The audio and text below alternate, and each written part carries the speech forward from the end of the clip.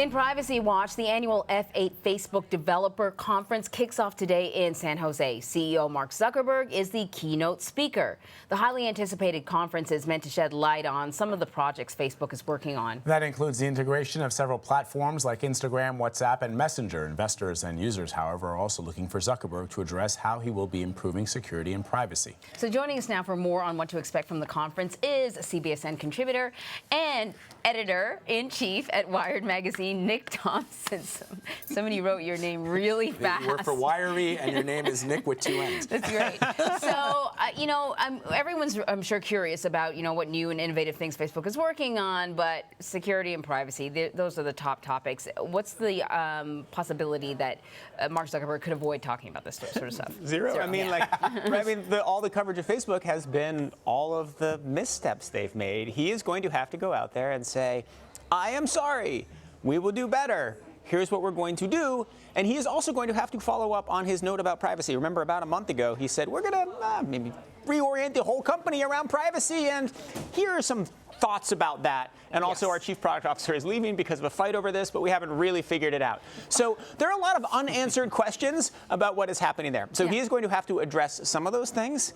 And then he's going to talk about all the cool new stuff they're building, which is what he actually wants to talk about. Because I'm sorry, we will do better. It has a ring of familiarity to me, like maybe I've heard him say that before. I've heard that before. But here's the thing. He apologizes. He says we'll do better. Nobody believes him. The media gets angry, and then they crush their earnings. So what does he care? Good point. Very good point. You have a new piece. It's called 15 Months of Fresh Hell Inside Facebook, and you detail some of these issues. Misinformation, of course, is the one that I think that we're most focused on here. It's also a major concern, I guess, for Facebook, but they've been facing now fines and regulations abroad.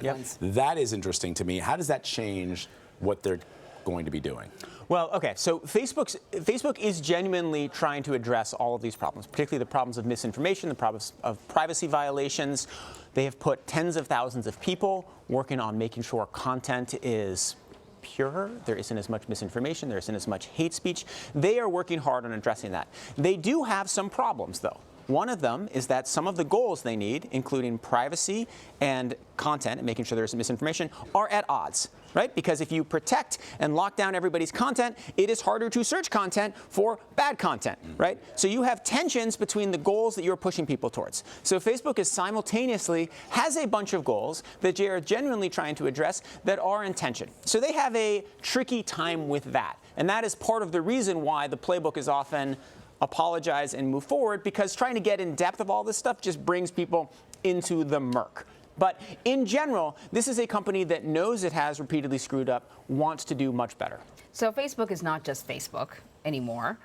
They own a number of different platforms, and there's a lot of talk about integrating. Yeah. So tell me about that and why it's so this important. is kind of the most important thing that Facebook has done a little bit under the radar in the last year. And they said, look, we own Instagram, we own WhatsApp, we own maybe the 3 most important social platforms that there are. And they let them run as independent fiefdoms, in part because they made promises to the founders of those companies when they acquired them, in part because they want to appear founder-friendly, in part because it's kind of a hassle to manage them all together. But 2 years ago, they said, you know what? Why don't we start integrating them? They have lots of complicated reasons. And then about a year ago, they started to really work on it, and then they announced it maybe 6 months ago. And so getting an update on how that integration is going and what it's going to be is something very interesting that could come out of Zuckerberg's keynote today, and something we'll certainly learn more about in the next 2 days. I think that, that brings up the concerns about privacy again, because, if you're somebody who's just on Facebook, right, and so if something goes wrong on Facebook, or maybe you're on Facebook and you're on Instagram, something goes wrong on Facebook, but it's separate from Instagram, then at least you're sort of protected. But if they're all integrated, isn't there a risk that if someone has access to your information on Facebook, they could just run right through all your other social media platforms? Sure. There is a sort of a hacking risk the more they're integrated, right? If your address book in WhatsApp is integrated into your address book on Instagram and your messages are combined into one inbox, you have a greater risk. On the other hand, it sounds like in the integration, they are defaulting more towards WhatsApp policies.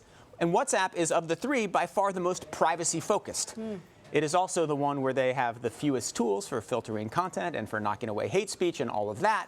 But if your concern is privacy, if they default towards the WhatsApp standard, you'll be fine. Just those of us who are worried about hate speech and harassment will be more concerned, right? So they have to choose. Do they want the integrated product to be like Facebook, where they've got all these AI filtering tools to knock away the hate speech? Or do you want to be like WhatsApp, where all our stuff is protected? Well, I guess we'll find out. Yeah, we're going to find out. Nick Thompson, I don't think they would put it exactly that way. They don't like to talk about these trade-offs so bluntly, but that is definitely some of the internal conversations they have. So fascinating. Yeah, it is. Thanks, Nick. Appreciate it.